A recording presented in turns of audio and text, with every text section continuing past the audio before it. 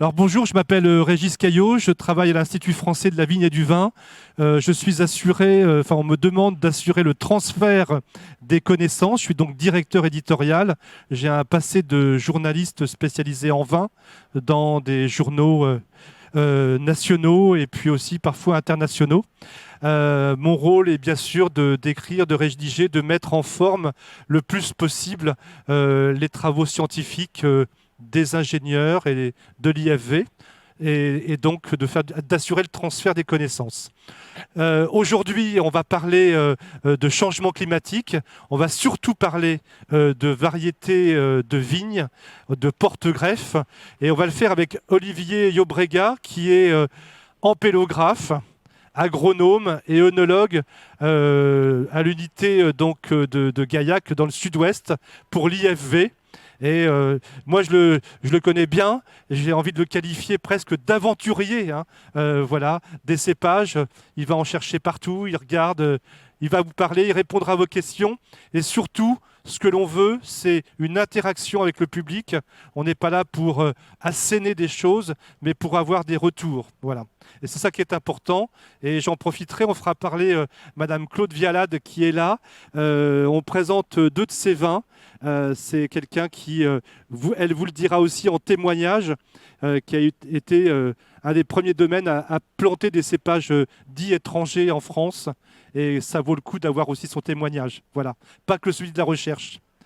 Donc, on va commencer par une petite introduction, juste pour vous dire que cette thématique qu'on a voulu, on s'aperçoit que le changement climatique aujourd'hui est là, est bien là, et forcément, ça a une incidence sur la culture de la vigne, avec notamment beaucoup de sucrosité dans les vins, beaucoup moins d'acidité, et on se dit comment on peut faire pour pallier à tous ces problèmes. Alors, on va dire que l'extrême diversité des variétés de vignes et porte-greffes est un des leviers qui permet de s'adapter au changement climatique. Et pour ça, on va chercher des cépages qui ont des facilités dans d'autres régions du monde pour s'adapter au stress hydrique notamment et aux fortes chaleurs. Et donc, je vais laisser la parole maintenant à Olivier Llobrega avant qu'on déguste et qui va vous présenter un peu ces leviers justement grâce aux variétés de vignes. Merci Régis. Donc effectivement, parmi les nombreuses solutions dont dispose la viticulture pour s'adapter à ces évolutions climatiques, et la grande diversité des variétés, c'en est un qui est assez puissant. Et donc les démarches qui existent là aujourd'hui, la première démarche, c'est de s'appuyer sur quelque chose d'existant. C'est-à-dire des variétés qui sont cultivées dans des régions qui sont connues pour être très chaudes, arides, et des variétés qui sont connues pour donner satisfaction en termes de quantité et de qualité au niveau de la production. Donc eh bien, ça s'est traduit depuis une quinzaine d'années par un peu plus de 40, si je me rappelle bien, cépages étrangers qui ont été inscrits au catalogue français. Alors c'est un acte technique et administratif qui permet aux vignerons de les planter dans les aires de culture françaises, dans un premier temps hors appellation. Après, les évolutions, on verra. Et donc, un certain nombre de cépages qui sont originaires d'Espagne, d'Italie, qui sont originaires de Grèce, de pays vraiment ou de régions très, très chaudes et arides. Alors, une fois qu'on a dit ça, il y a quand même un certain nombre de choses qui se posent. C'est-à-dire que ces variétés, elles sont connues dans leur région d'origine, avec leurs conditions de culture d'origine et avec les qualités qu'on demande dans les vins de leur région d'origine. Mais la transposition dans les conditions françaises différentes, qui sont quand même assez variées au niveau climatique, pédologique, etc., n'est pas forcément évidente. Elle n'est pas évidente pour plusieurs raisons. D'abord parce que ces cépages ont, même si ce terme est un peu flou, une certaine typicité qui peut ne pas correspondre avec quelque chose qu'on attend dans une région donnée. Et après parce que la tolérance ou l'adaptation aux évolutions climatiques, à des conditions climatiques, finalement, ce n'est pas un bloc monolithique, c'est un ensemble de choses, un ensemble de critères. Et ça peut concerner le cycle de la vigne. On a dit que les évolutions climatiques font avancer le cycle, autant le débourrement, très important, que la maturité. Donc ce cycle, les cépages, ils ont un cycle chacun qui est unique. C'est l'adaptation à la fois à la sécheresse et au coup de chaleur, ce qu'on appelle l'échaudage, c'est-à-dire le fait que le raisin ne résiste pas physiologiquement à des fortes chaleurs. Et c'est deux critères différents. Un cépage peut résister à la sécheresse, mais mal à l'échaudage. Un cépage peut être tardif, mais ne pas tolérer la sécheresse, etc. etc. Et il s'y rajoute là-dessus, évidemment, la notion d'équilibre dans le produit final. C'est-à-dire son maintien de l'acidité, puisque ça c'est un critère évidemment très important. Les fortes chaleurs dégradent l'acidité. La puissance aromatique et la typicité aromatique, puisque les fortes chaleurs aussi sont capables de dégrader les arômes, et la richesse en sucre. On sait que les degrés s'envolent dans certaines appellations, sur certains cépages, et le fait d'être un petit peu moins alcoogène, avoir un chargement en sucre, comme on dit, pour les cépages un petit peu plus faible, c'est aussi un levier d'adaptation. Donc tout ça, avant de transposer directement et de dire ce cépage c'est formidable, il donne satisfaction dans une île très sèche, grecque, etc., on va le planter chez nous, il va tenir. On a un ensemble de choses à évaluer pour pouvoir le conseiller, on va dire, avec pertinence, même si les vignerons, évidemment, à partir du moment où il est inscrit, sont libres et que beaucoup de vignerons pionniers se lancent dans des plantations. Ça nous permet aussi de disposer, évidemment, de transposition à grandeur réelle, en dehors de nos parcelles d'essai. Voilà, ça, c'est très, très important. Et une dernière chose aussi, c'est qu'à côté de ces adaptations, on a un certain nombre de critères. On ne peut pas passer à côté de la sensibilité aux maladies. On peut avoir des variétés qui sont tolérantes à la sécheresse, mais qui vont être d'une extrême sensibilité au mildiou, alors qu'aujourd'hui, on essaye par toute fin de diminuer la pression des produits phytosanitaires sur le vignoble. Vous le savez bien. Donc tous ces critères-là, ça fait qu'on ne peut pas dire qu'on a des variétés idéales qui vont cocher tous les critères. C'est très compliqué. Et donc c'est à chaque fois un compromis. Un compromis que on va essayer de voir comment il se traduit sur certaines variétés. Et pour finir ce petit discours improductif, là j'ai parlé beaucoup de variétés étrangères, en soulignant quand même que ces phénomènes de migration de cépages, ils ne sont pas nouveaux. Le Grenache, le Carignan, le Mourvèdre ont migré d'Espagne en France depuis très longtemps. L'Uni Blanc, il est bien loin de son berceau toscan. Quand on le plante à Cognac, il s'était implanté pas mal aussi dans le Bordelais au XIXe siècle.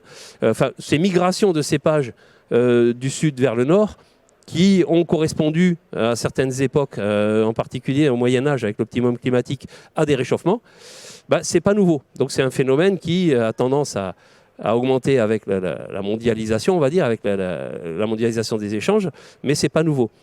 Mais nous avons aussi un autre réservoir en dehors des variétés étrangères, on va en parler un peu puisque ça va être illustré par quelques vins. Ce sont les variétés patrimoniales françaises qui ont été délaissées depuis plus ou moins longtemps et qui dorment dans les conservatoires. Un gros travail au passage, je ne vais pas insister dessus, de conservation et d'études des ressources génétiques autochtones en France depuis très longtemps. On a un réseau de conservatoires et une armée de gens dans un réseau qui travaillent à la connaissance et à la préservation de ce patrimoine. Ce n'est pas seulement pour en faire des musées, c'est aussi parce que de temps en temps on extrait quelques variétés qui ont des caractères d'intérêt, de la tardiveté, de l'acidité, une certaine qualité.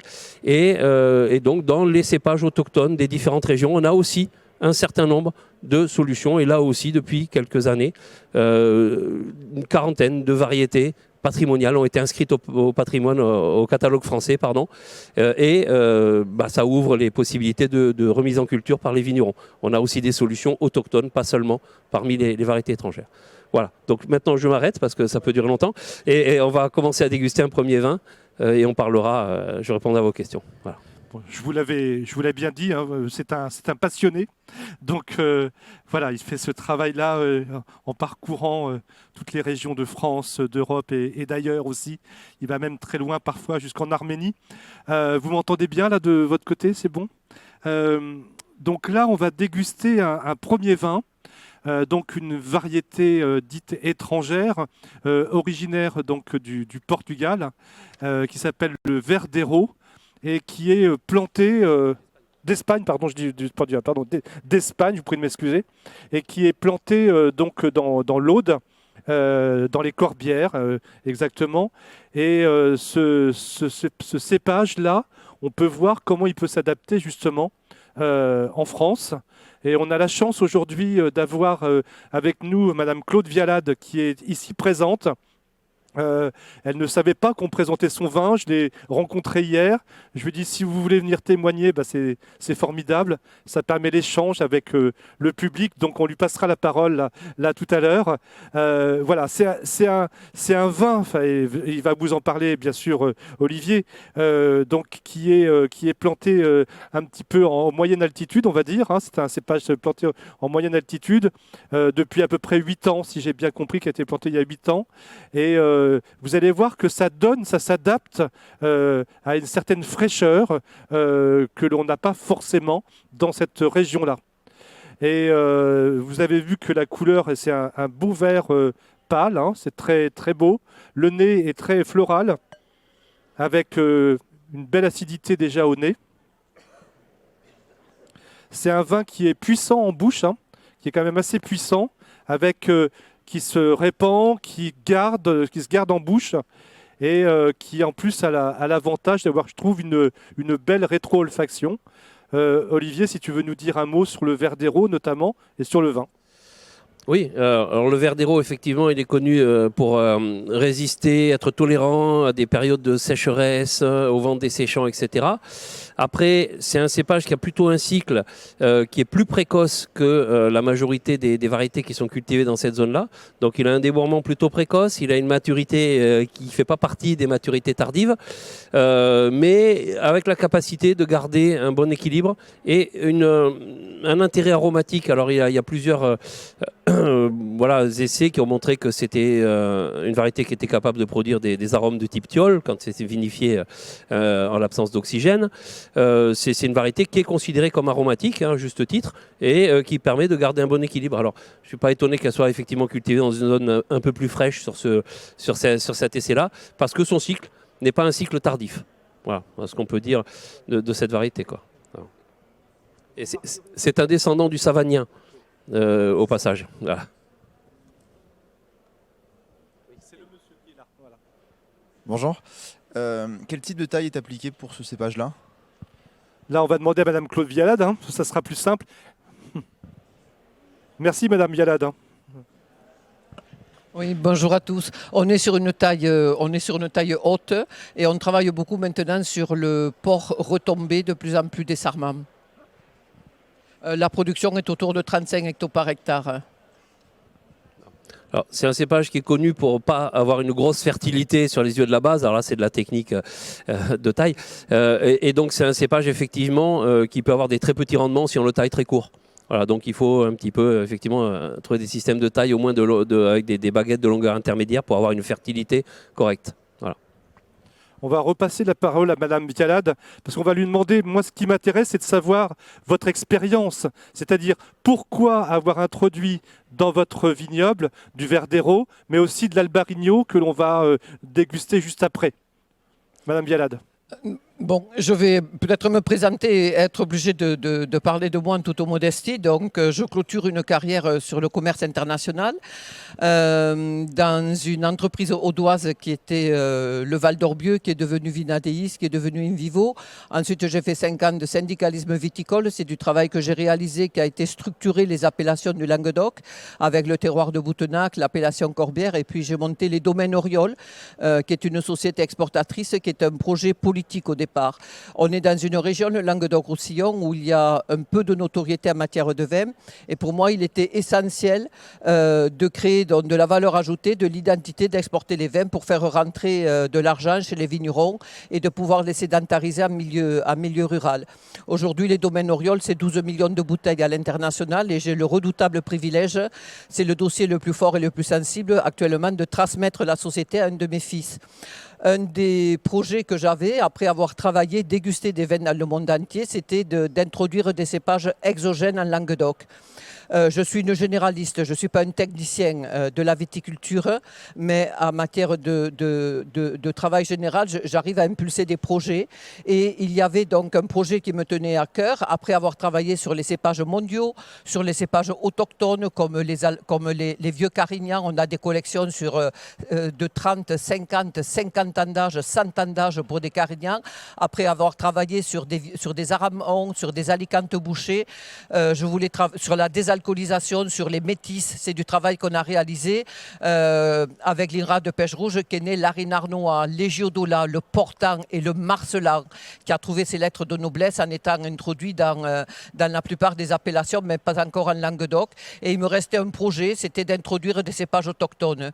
Il faut savoir que dans notre région, pour la 4e année consécutive, on a les mêmes conditions climatiques qui ont contribué à classer l'Andalousie en zone désertique. Ça veut dire qu'on a le désert à 2000 km de chez nous. Quand j'ai commencé à travailler dans les métiers du vin, sur mes propriétés, je vendangeais la 2e ou la 3e semaine d'octobre.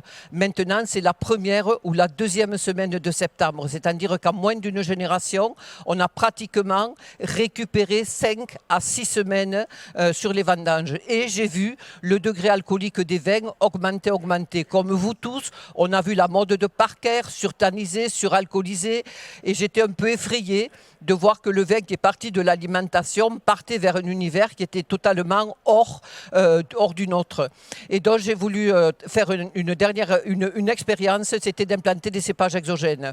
À partir de là, donc, on a arraché sur le château de Cicéron, vous vous rappellerez le nom sur l'appellation Corbière, sur la vallée de l'Orbieu, on a arraché le vignoble et le projet que j'ai donné aux équipes, c'est de dire voilà, on va créer un vignoble du prochain siècle économano, qui va arriver à complète maturité avec des degrés corrects, c'est-à-dire pas dépasser les 13 degrés et en économisant l'eau. Là-dessus, on s'est rapproché de la DDTM et il y a eu, je crois, 21 corps de métier qui sont intervenus. On a commencé par l'analyse des sols, une vue satellitaire corroborée par 24 carottages jusqu'à 7 mètres parce que la roche-mère affleure chez nous. Et on a adapté dans les clones, les porte-greffes et les cépages à chacune des catégories de sol. L'idée, c'était d'avoir un vignoble mécanisé, c'était d'avoir des unités de vinification d'au moins 45 hectolitres. Je ne voulais pas partir dans des tout petits pour avoir de la masse et pouvoir le commercialiser. Il faut de la masse pour vinifier un peu. Voilà. Et après les cépages, il y aurait pu en avoir d'autres. On a 5 cépages actuellement qui sont 2 blancs, Albarino Verdejo, Cabernet Franc, Marcelan et également le Grenache noir. Ce projet, tout le monde peut le réaliser. J'ai parlé de la maison de négoce pour dire tout de même que si j'ai pu financer ça sur les domaines Oriol, c'est pas sur le château Cicéron, c'est parce qu'il y a une maison de négoce à côté. J'aurais pas pu le faire en tant que producteur dans le cadre des prix que l'on a en Languedoc-Roussillon et en Occitanie. Ça aurait été difficile. Donc on a préparé les parcelles pour de la vendange mécanisée et on a fait un chai donc, dont la cuve la plus grosse fait 45 hectolitres. En matière de frigorie, c'est important. Je sublime l'existant. On n'a pas changé les choses. La cave traditionnelle qui monte à 8 mètres avec les poutres en fer, etc. Par contre, à l'intérieur, en matière de cuverie, de pressoir sous vide, de pompe péristaltique, là, on a mis le paquet parce que c'est un vignoble expérimental. On a travaillé avec les barricailleurs qui ne connaissaient pas ça. Et il faut savoir que le Verdejo, quand on l'a planté, n'était pas autorisé en France. Donc on est passé sur un protocole expérimental européen. Puis il a été introduit au vu de l'expérience de la dégustation comme vin de France. Et maintenant, il est rentré dans la catégorie des vins de pays. Le Marcelan était vin de pays. Maintenant, donc, les Bordeaux et les Côtes-du-Rhône l'ont rentré comme cépage complémentaire. Et enfin, dans les appellations languedociennes, on est en train d'ouvrir le Marcelan comme cépage complémentaire. Ce travail, c'est un travail de réflexion au départ. L'idée du projet est née en 2009. J'ai commencé à planter en 2012 parce qu'il a fallu sortir de la viticulture des porte-greffes productifs, de la viticulture capitalistique, pour donner un parti pris de longévité, de résistance de la vigne. Ce projet, tout le monde peut le faire, mais à l'époque, en 2009, je me suis fait peur, C'était pas évident. On a commencé à planter en 2012. 2012, entre 2012 et 2015. Et là, ça a été une grande école de modestie. Tous mes clients à l'international à qui j'ai fait déguster les vins me disaient « Ah oui, c'est fort intéressant, on reviendra dans 10 ans quand les vignes seront vieilles. » J'en ai de l'émotion. Je dis « Mais c'est maintenant qu'il faut m'aider. Dans 10 ans, je n'aurai pas besoin de vous. C'est maintenant que les vignes sont jeunes qu'il faut aider. Il faut prendre des risques. Faites-le avec moi. » Mais ça n'a pas été évident. Donc on a planté entre 2012 et 2015. On a travaillé avec les barricailleurs. Pour moi, j'adore cette osmose d'un jus très chaud dans un bois très neuf. Et là, effectivement, je me suis fait plaisir avec ce type de vin. Je vais terminer en vous disant un point. Je suis vraiment très heureuse d'être là. Il faut savoir que c'est la deuxième fois qu'un organisme national me demande d'intervenir. Le premier, c'était il y a 2 ou 3 mois. C'est l'Observatoire viticole de l'Hérault, dont 2 organismes français m'ont demandé d'intervenir. Et nous avons reçu à Cicéron 83 organismes étrangers. Tout est dit. Osez, foncez. Merci beaucoup, hein. Merci beaucoup de votre témoignage, Madame Vialade, parce que sincèrement, pour nous, c'était important. On ne se connaissait pas. Je savais qu'il y avait des vins comme ça qui étaient plantés, enfin qu'il y avait des cépages étrangers plantés. Je savais qu'ils en avaient fait. Et je me suis dit, ça vaut le coup de présenter. Et puis la chance, c'est que hier, quand on s'est vu, Madame Vialade a accepté de venir témoigner. Alors là, on passe sur son Albarino. Voilà, on est sur une autre structure de vin, hein. Je vais laisser Olivier peut-être le commenter. Oui, juste quelques mots sur le cépage, hein. L'Alvarinho, donc c'est un cépage qui est originaire de la façade ouest, hein, de la péninsule ibérique. Alors, Galice, ou peut-être nord du Portugal. Après, au niveau des berceaux ampélographiques, les frontières des régions administratives sont parfois très poreuses et il est très difficile de dire ce cépage il est né là, parce qu'il peut être né quelque part et il peut s'être développé beaucoup bien loin. Bon, donc façade atlantique. Alors, il tourne aussi dans la famille du Savagnin. Alors, c'est pas un descendant direct de Savagnin. Le Savagnin a beaucoup de descendants dans toute l'Europe, hein. Il y a des descendants de l'Autriche au Portugal, et très différents en termes de structure effectivement de vin, hein, par rapport au Verdero. On est plus sur un vin de bouche, on est beaucoup moins au niveau du nez sur des arômes plaisants, immédiats, etc. Par contre, sur des vins qui sont plus riches, un équilibre haut, beaucoup de volume. Voilà le type, hein, de l'Alvarinho. L'Alvarinho qui a été choisi aussi par Bordeaux en expérimentation dans l'appellation Bordeaux à des fins d'adaptation, un nouveau dispositif de l'INAO qui permet de mettre en place des expérimentations, hein, dans un premier temps, mais dans les conditions réelles de l'appellation. Donc il est expérimenté à Bordeaux à partir de maintenant. Voilà. Alors Olivier a raison de préciser, hein, aujourd'hui, depuis très peu de temps, hein, finalement, en 2021, l'INAO a permis à des gens comme Madame Vialade, à des producteurs, de pouvoir mettre dans leur encépagement 5% de cépage, voilà, qu'ils souhaitent, dans un contrat qu'ils font avec l'INAO, pour expérimenter des cépages notamment étrangers et qu'on appelle donc le dispositif VIFA, donc variété d'intérêt, VIFA à des fins d'adaptation. Voilà, variété d'intérêt à des fins d'adaptation. Ce système aujourd'hui permet justement aux vignerons de s'adapter à un nouvel encépagement, d'aller tester de nouvelles choses. C'est ce que l'on fait aujourd'hui, hein, en testant ces vins. On aurait pu vous présenter des vins expérimentaux que nous faisons avec de la Sirtico, avec du Nelliuccio par exemple, dans des terroirs absolument improbables, des Cévennes par exemple, qui donnent des choses très belles d'ailleurs, hein. Mais j'ai voulu en organisant la dégustation présenter des vins qui étaient faits, des vins commerciaux, donc fait vraiment par des vignerons qui ont été des pionniers, ce qui est le cas des domaines Auriol et du château de Cicéron, dont nous dégustons l'Albarino. Si vous avez un commentaire à faire, et je te laisse parler, n'hésitez pas à le faire, hein, n'hésitez pas, c'est avec plaisir qu'on échange. Et juste petit point qui n'est pas anecdotique, quand je disais que les cépages ne cochent pas forcément tous les critères d'adaptation, l'Alvarinho il a un débourrement très précoce. On a une échelle de précocité de débourrement qui est calée sur le chasselas, qui est un cépage à cycle précoce. L'Alvarinho, il débourre avant le chasselas, ce qui le met très précoce au débourrement. La précocité de débourrement, ça expose aux gelées de printemps.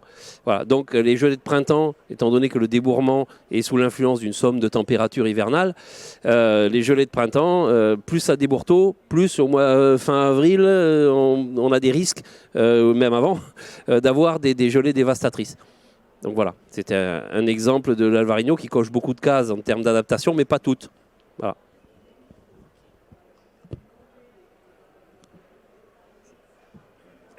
Merci Olivier. Il y a une question. Bonjour. Quel est l'enjeu de la malolactique sur les vins comme ceci, dans une région où il fait assez chaud quand même, et on peut essayer de se dire aussi que pour garder un vin vif, on veut essayer de bloquer une malo, ou en tout cas la limiter pour cela. Est-ce que du coup sur ces vins-là, vous pensez que c'est un enjeu particulier, notamment dans la région qui est quand même plutôt chaude Merci. Alors, c'est un enjeu technique, clairement, puisque la malolactique fait tomber l'acidité globale, etc., mais change aussi le profil du vin. Donc là, moi, je suis un peu gêné pour répondre, parce que le choix, il est dans les mains du vigneron. Quel type de vin il veut faire? Un vin avec plus de rondeur et un peu moins d'acidité, avec des arômes aussi qui évoluent. Alors, c'est vrai que la malolactique, c'est un enjeu, c'est une question que se posent tous les vignerons, là, aujourd'hui, avec le réchauffement climatique. Des régions où on faisait typiquement la malolactique, eh bien, il y a des évolutions qui commencent à se voir. On continue même à faire la fermentation malolactique sur certains blancs dans des contextes où les acidités ne sont pas très élevées.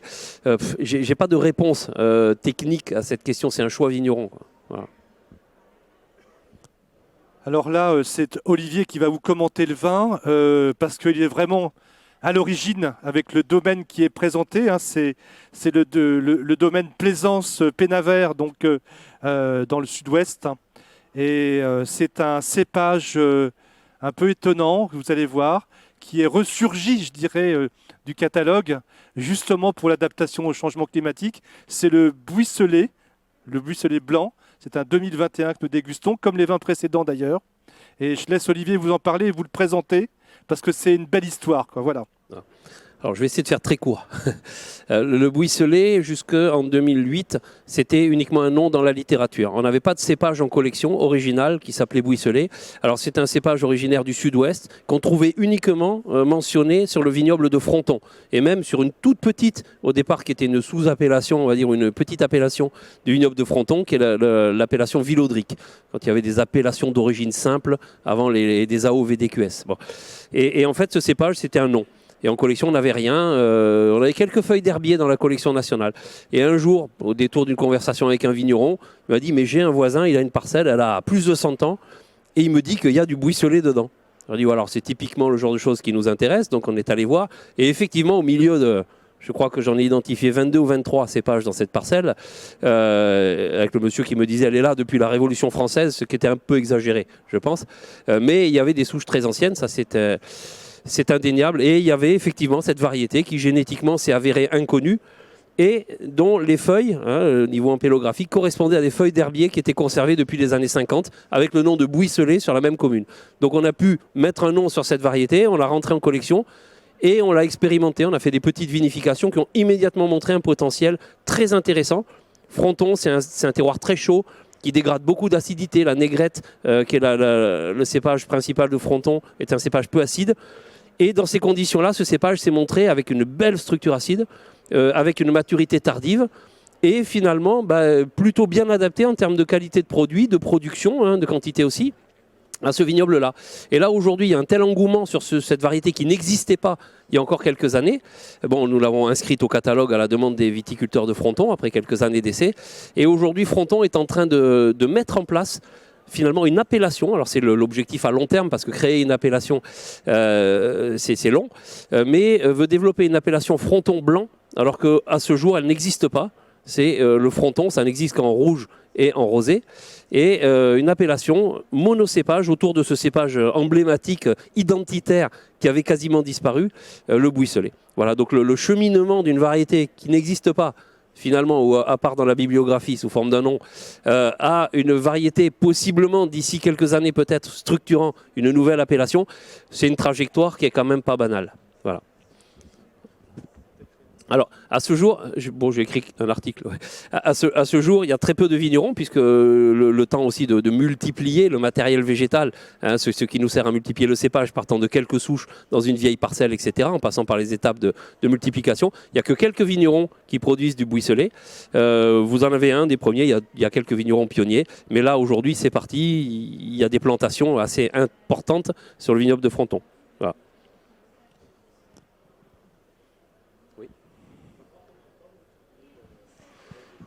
Alors, ça prend combien de temps de multiplier du matériel végétal? Quand on part de quelques souches, il faut déjà s'assurer de leur état sanitaire. Donc, on a une phase de mise en collection, d'observation. Ensuite, on installe des petites vignes qui vont servir à démultiplier à partir de peu de souches. Hein. Donc, il faut compter, on va dire, quand on veut aller vite, entre 5 et 10 ans pour avoir une masse de greffons, hein, de bois permettant de multiplier dans de bonnes conditions sanitaires, c'est-à-dire avec les contrôles sanitaires à chaque étape pour ne pas multiplier des bois virosés. Il faut entre 5 à 10 ans avant de commencer à avoir une production significative de bois qui permettent de répondre à la demande. Ça fait quelques années que les viticulteurs de Fronton sont frustrés parce qu'ils veulent en planter et qu'il n'y a pas assez de bois. C'est la première année où enfin on a des parcelles qui arrivent en production pour satisfaire tout le monde. Voilà. C'est une excellente question parce qu'effectivement, c'est toujours le pas de temps de la recherche et c'est un vrai enjeu. Et souvent, c'est au plus vite 10 ans, et c'est souvent 15 ans. Voilà. Et donc après, on le voit, nous, sur les variétés résistantes aux maladies cryptogamiques de la vigne, notamment mildiou et oïdium, que l'on a produit avec l'INRA, c'est des cycles qui font 20 ans. Voilà. Et donc, les vignerons attendaient avec impatience ces cépages résistants aux maladies.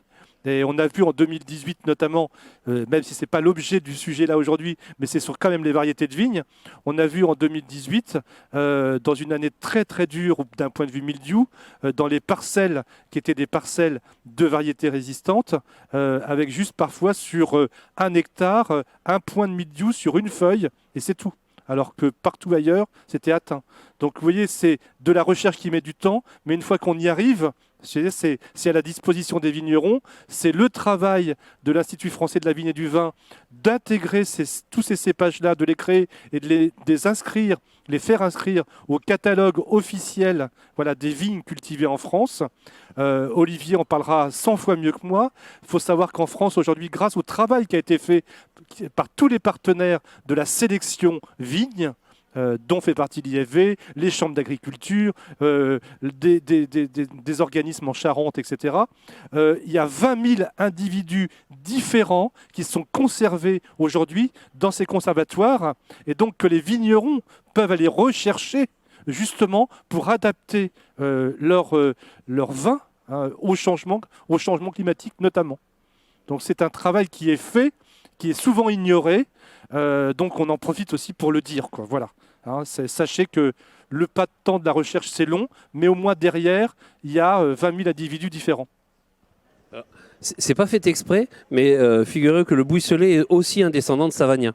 Donc on a présenté 3 cépages. C'est vrai que le Savagnin a une grande famille, hein, il a été extrêmement développé depuis le Moyen-Âge au moins, hein, c'est un cépage très ancien, et il a beaucoup de descendants dans les pays viticoles. Donc le buisselé, et on a même trouvé son deuxième parent, qui est trouvé dans le Piémont pyrénéen, qui s'appelle le plan de Cosette, parce que c'est juste rapidement, parce que c'est un pied qui a été retrouvé dans une parcelle, sans nom. Le propriétaire qui avait hérité de la parcelle ne savait pas, voilà, le propriétaire s'appelle Monsieur Cosette. Alors dans ces cas-là, on l'appelle le plan. Il n'a pas de nom, on l'appelle plan 2 du lieu dit, du nom du propriétaire, etc. Voilà, et donc on a un cépage anecdotique qui s'est marié avec le Savagnin pour donner le buisselé. Voilà. Oui, j'ai une question. Une question, oui. Oui. Allez-y. J'aurais voulu savoir, par rapport au buisselé, le terroir et le porte-greffe qui sont les mieux adaptés, s'il vous plaît.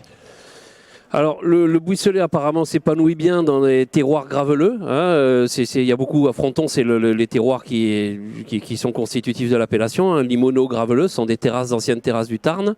Il n'y a pas encore beaucoup de plantations, même quasiment pas du tout dans des argilo-calcaires.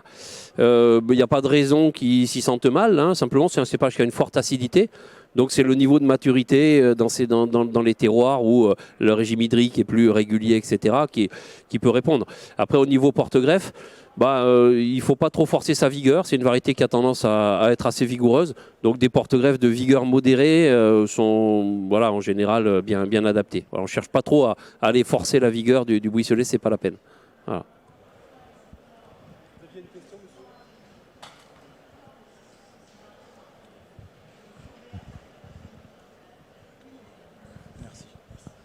Madame Bialade le précisait tout à l'heure, on vendange maintenant de plus en plus tôt. On a réduit le temps des vendanges de 4, 5, 6 semaines. On sait que chaque cépage, pour arriver à maturité, doit avoir des heures d'ensoleillement, des 1300, 1400, 1500 heures, 1700 heures pour du grenache. Et on se demande comment, en vendangeant 4, 5, 6 semaines plus tôt, on peut avoir le cycle végétatif arrivé à terme, les maturités phénoliques arrivées à terme. Oui, ça c'est effectivement le problème, c'est qu'on a ce qu'on appelle la maturité technologique, c'est un mot que j'aime pas, mais enfin la maturité, l'équilibre sucre-acide qui arrive à équilibre avant que les pellicules soient mûres quand on parle de raisin rouge, et surtout que la maturité des tanins soit optimale. Donc cette disjonction des deux types de maturité du raisin, c'est un énorme enjeu en termes de réchauffement climatique qui pose des problèmes, par exemple dans le sud-ouest que je connais bien au Tanat, qui est un cépage très alcoogène, qui charge du sucre, qui reste très acide, etc. Mais dont les pellicules nécessitent beaucoup de temps avant d'être mûres. Sinon, les tanins sont extrêmement durs. Le tanat, ça vient de là. Voilà. Donc, c'est un problème. Là non plus, je n'ai pas forcément de réponse. Le but est de retarder au maximum, de tenter de retarder cette évolution. On peut retarder l'évolution sucre-acide en contrebalançant par une irrigation modérée, par exemple, qui permet de limiter un petit peu la dégradation de l'acide, par exemple.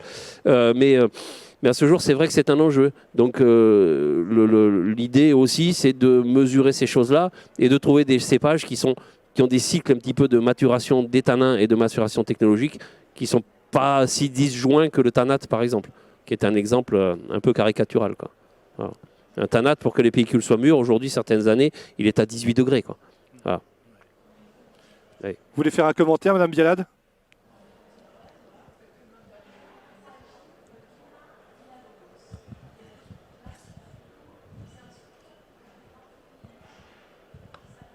Le choix des cépages au départ était multiple. C'est une question personnelle, mais c'est également adapté au cycle de maturation. On aurait pu aller prendre des cépages en Italie. Le fait qu'on soit de proximité avec l'Espagne et le Portugal, avec une communauté de salariés de l'agriculture qui est portugaise, nous a enclin à aller davantage vers l'Espagne et le Portugal. Le Verdejo vient du Portugal. Et effectivement, le choix du cycle fourrière au cours a été un point important. L'implantation, et encore une fois, c'est c'est à partir du sol qu'on a fait le travail. C'est véritablement un travail d'amendement et les vignes sont suivies. Enfin, je n'aurais pas porté le projet jusqu'à un tel résultat maintenant si on n'avait pas travaillé avec Marc Dubernay, avec qui j'ai appris mon métier. C'est le laboratoire Dubernay. Là, il y a Mathieu et puis il y a la Covibi qui nous fait tout le travail de suivi, qui ont fait les analyses de sol et on commence au travail de l'analyse des sols. Pour nous, c'est extrêmement important et le cycle fourrière. Mais après, le choix des cépages est multiple. Mais on suit les vignes en matière de culture, on suit les vignes, on suit la maturité foliaire à tous les niveaux pour arriver à cette expression des cépages. Ceci dit, de mon expérience, mais vous pourriez me le corroborer, on a toujours de très très belles expressions de cépages quand il souffre, c'est-à-dire quand il est implanté en limite haute de sa zone géographique. Et c'est ce qu'on a dans les Corbières. On est sous influence méditerranéenne. On a toutes les brumes marines qui arrivent par la vallée de l'Aude et la vallée de l'Orbieu. Elles sont stoppées au niveau de Cicéron. Après, la Larique, c'est un climat continental, mais on est encore sur des fraîcheurs marines qui sont extrêmement importantes. Et c'est cette jonction, véritablement, entre le terroir et les conditions climatiques qui nous amène à un mode de culture spécifique pour arriver à cette expression. Merci. Il y avait une question là-bas aussi. Merci Madame Bialade.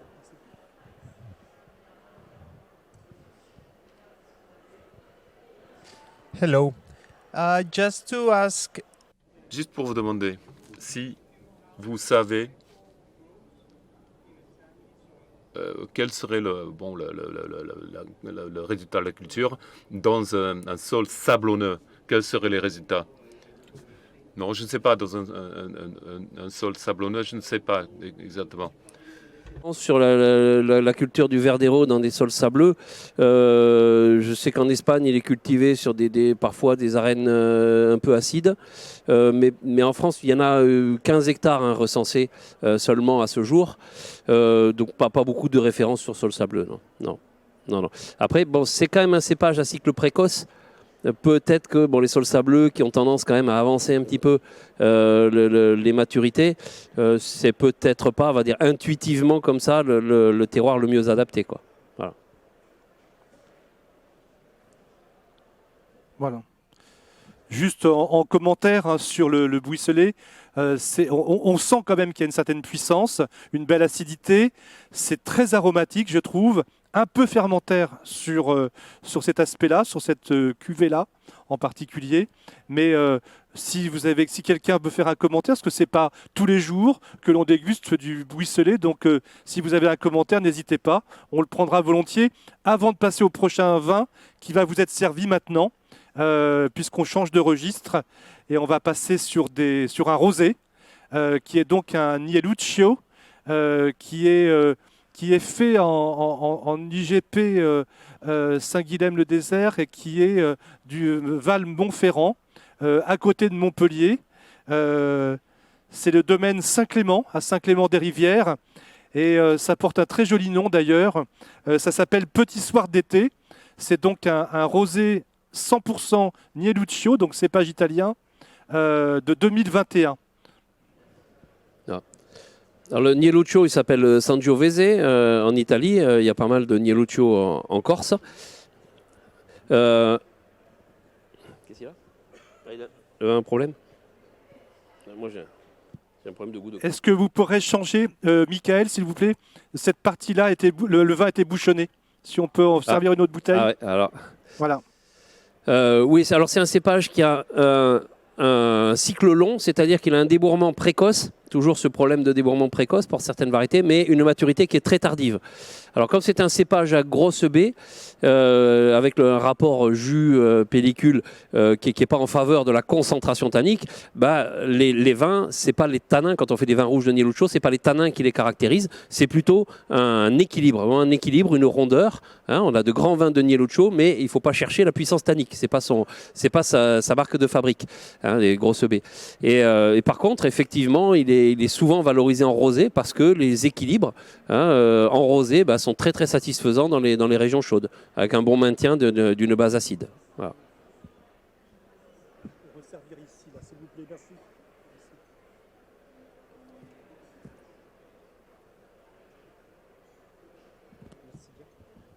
Alors, le Nieluccio, on en recense à peu près 2000 hectares. J'ai regardé un peu les chiffres en France. Voilà.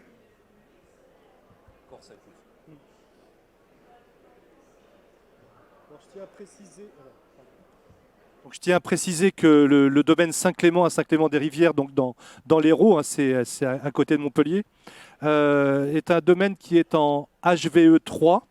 Ils font beaucoup d'efforts sur l'utilisation des intrants, sur une viticulture plus raisonnée, voire bio. Et simplement pour vous dire que il fait 12 degrés d'alcool potentiel. C'est quand même assez incroyable. Vous avez remarqué la très belle acidité que l'on peut trouver dans ce vin.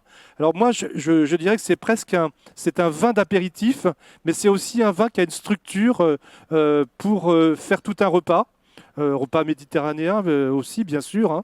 Et c'est assez intéressant parce que cette acidité-là, bien normalement, on ne la retrouve pas sur certains rosés qui sont faits dans cette région-là. On a des rosés qui sont généralement un peu plus lourds. Voilà. Il faut aller en Provence pour trouver des acidités comme celle-ci. Si tu as un mot à dire, je t'en prie. Est-ce qu'il y a un commentaire dans la salle à propos de ce Nieluccio? Moi, je tiens à dire qu'on a fait un vin d'expérimentation qu'on a présenté dans un salon à Béziers donc en novembre dernier. Je faisais une dégustation. Ce Nieluccio, il vient de chez un autre pépiniériste qui a des vignes mères, 150 hectos à l'hectare. Il ne s'occupe pas de ses vignes. On a fait une vinification pour la première fois depuis 10 ans, alors que le cépage était là, les vignes mères étaient là. Et on a un vin, mais alors qui a été qualifié absolument extraordinaire, Nieluccio, extraordinaire, vraiment, 150 hectos par hectare. On voit bien que si c'était conduit correctement, ça donnerait un vin magnifique. Et alors, on avait des vignerons présents de la région à côté de Béziers qui ont dit on en veut absolument, on veut en planter. Voilà. Alors, c'est une variété effectivement qui peut être très productive. C'est pour ça que souvent elle est taillée court, à Courson, parce qu'elle est fertile et généreuse, voilà, avec des grosses baies. Donc, je propose qu'on passe au prochain vin, qui sera le dernier vin, qui est un rouge. Je vais vous laisser la surprise. Je vais quand même en parler un petit peu. C'est toujours le domaine Saint-Clément, à Saint-Clément-des-Rivières, qui est donc dans l'Hérault, et qui est un vin absolument original, dans la mesure où c'est du Touriga national, donc vin portugais. C'est le vin qui fait le Porto, de la vallée du Douro, et qui est assemblé avec un petit verre d'eau. Petit verre d'eau, céplage emblématique aussi de Bordeaux, qu'on appelle le Mister 5%, le 5%, parce qu'on l'ajoutait toujours 5% dans les assemblages bordelais. Le petit verre d'eau, c'est un vin qui donne vraiment un côté très tannique au vin, et qui est absolument formidable, que des vignerons aujourd'hui, des pépiniéristes vignerons font à 100%. Alors vous allez déguster ce vin-là, vous allez voir, il s'appelle Elixir, 50%, je vous dis, Touriga National, 50% petit verre d'eau. Ça donne, c'est élevé avec un passage en barrique neuve quand même, pendant 12 mois. Voilà.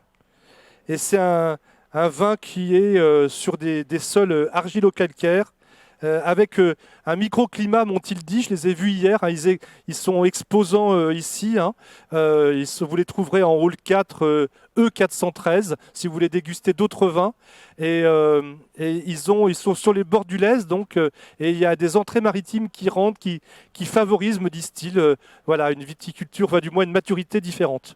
Voilà. Alors, deux petits mots sur les cépages. D'abord, le Touriga National, qui est emblématique au Portugal, qui est considéré depuis longtemps comme la variété vraiment prépondérante dans la qualité des bons vins rouges portugais. C'est une variété qui, jusqu'à présent, bizarrement, bien qu'elle soit connue depuis très longtemps comme étant très qualitative, c'est peu exportée, a été peu plantée en dehors du Portugal. Voilà. Mais elle a toujours été repérée comme ayant, les Portugais eux-mêmes le disent, c'est pas faire injure, dire un style bordelais. C'est-à-dire une variété tannique, tardive, à maturité plutôt fruits noirs, des fruits noirs en pleine maturité, et des tanins qui sont capables de bien vieillir. Bon, c'est aussi pour ces ensembles de caractéristiques, et parce que c'est un cépage qui est cultivé aussi en partie sur la façade atlantique, que Bordeaux a décidé, au même titre que l'Alvarinho, de le tester dans l'appellation Bordeaux pour amener toujours cette adaptation, avec toujours, c'est des petits pourcentages pour l'instant en expérimentation avec les NAO, pour voir si sur les difficultés que connaît le Merlot, qui est un cépage précoce, très alcoogène, etc., le Touriga National avec son cycle tardif et sa capacité, ça a été mesuré à l'INRA de Bordeaux, à accumuler un peu plus doucement les sucres, eh bien, ne peut pas amener une solution par rapport aux évolutions climatiques et à l'envolée des degrés, clairement. Voilà. Qu'est-ce qu'on peut dire de plus du Touriga? Comme le petit verre d'eau aussi, cycle tardif de maturité, mais débourrement plutôt précoce. Donc toujours le problème de plus en plus prégnant des gelées de printemps. Toujours cette fameuse cépage idéal qu'on a du mal à définir, en tout cas qui répondent à tous les besoins que fait naître le changement climatique. Voilà. Alors sur le petit verre d'eau, c'est un cépage, lui, qui est très emblématique aussi de Bordeaux, même s'il avait depuis longtemps été quand même mis de côté, parce que sa maturité très tardive, là on parle vraiment de maturité très tardive, était pénalisée dans un autre contexte climatique. Donc ce petit verre d'eau aujourd'hui, il reprend beaucoup d'intérêt. Pareil, débourrement précoce, même un peu avant le chasselas. Donc toujours ce souci, parce que les gelées ces dernières années ont été assez dévastatrices pour nous rappeler l'importance de ce critère de la date de débourrement, même si quand elles arrivent tard, tout le monde a débourré, et finalement, on a des années où il n'y a pas grand-chose qui s'échappe. Donc ce petit verre d'eau, on l'a expérimenté à plein d'endroits. Il a été planté depuis longtemps. Il a été exporté en Australie, au Chili, beaucoup au Chili, en Californie, etc. C'est un cépage qui est né, qui a été sélectionné sur la façade atlantique et qui n'aime pas la sécheresse. Pas du tout même. En période de sécheresse, on a vraiment des stress majeurs, on a des défoliations précoces et on a les baies qui se remplissent pas finalement, qui restent petites, hein, le petit verre d'eau. C'est un cépage à petite baie et finalement très très peu de jus, donc en difficulté par rapport aux périodes de sécheresse. Il y a toujours ce problème où on n'arrive pas à trouver, enfin on ne peut pas pour chaque variété dire elle est idéale dans un contexte de changement climatique parce que voilà, là il y a ce problème de tolérance à la sécheresse avec le petit verre d'eau. Voilà.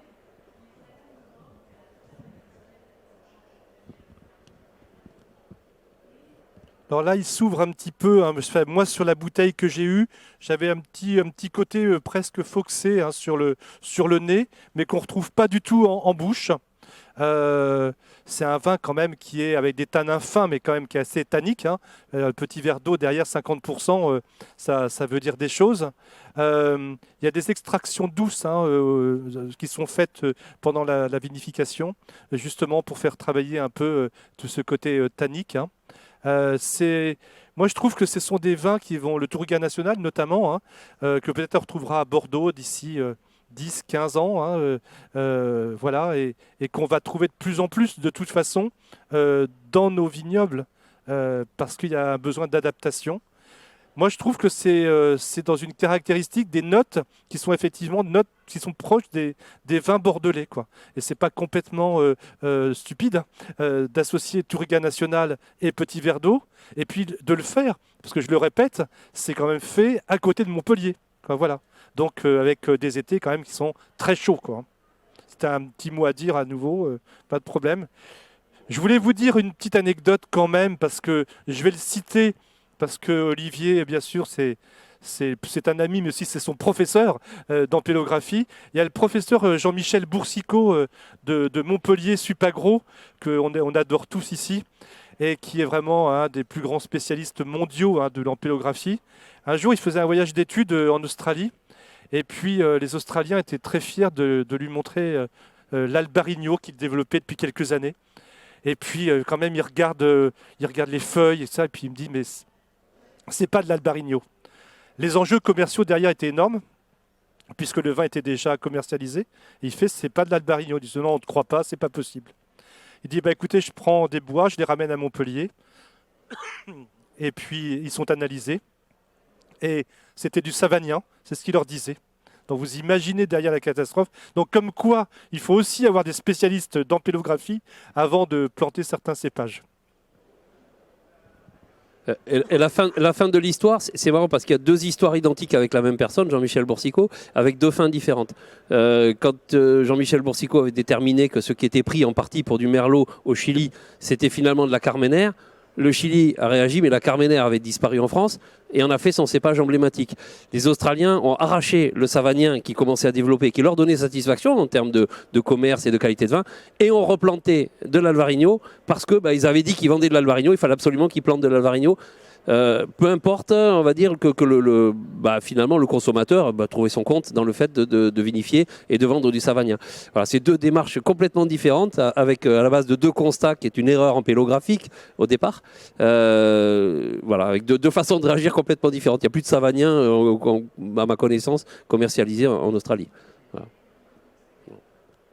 Alors il nous reste 5 minutes, c'était les 5 minutes normalement où on devait déguster un autre vin. On a eu des problèmes de logistique. Le vin a été envoyé par les vignerons et puis il est arrivé certainement trop tard. On voulait vous en parler parce que ce sont des variétés qui sont des variétés dites anciennes. Et Olivier va quand même vous en parler, même si on ne peut pas déguster le vin. En revanche, vous pouvez aller sur leur stand, c'est le clos des Santeilles, donc dans le Minervois.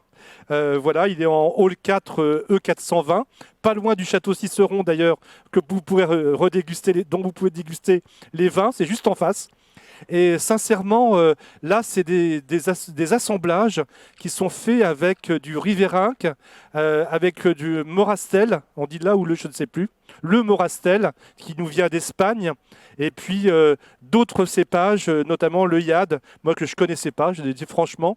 Et Olivier va vous en parler parce qu'ils sont intéressants, mais le Claude Santeil que j'ai rencontré hier, avec qui j'ai un petit peu discuté, m'ont dit...